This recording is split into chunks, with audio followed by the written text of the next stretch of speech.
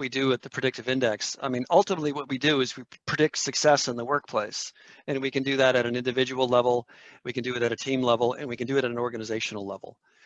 And this data is behavioral data that has does what we predict what we say it predicts, so that we understand how a particular leader thinks and works.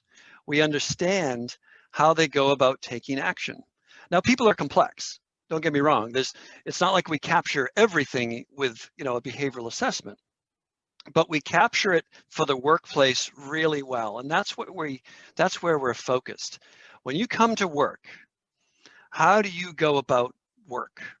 That is really important to driving results, because certain jobs require, and certain strategies and certain priorities require a certain approach.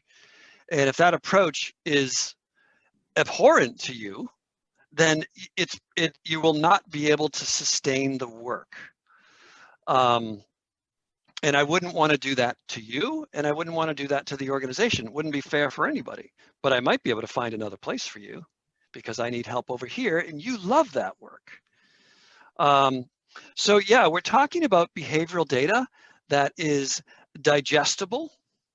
No one has time, so we're talking about a 6-minute assessment. No one has time to do an 1.5-hour assessment and then require like 3 hours of unpacking that.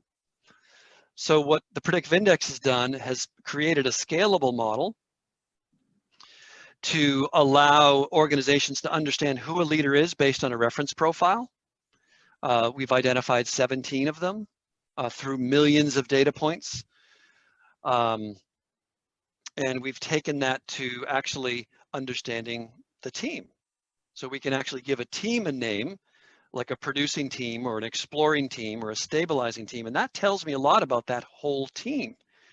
And that we've even taken it to the level of the strategy that you're working on, the work that you're trying to do, and we give it a name.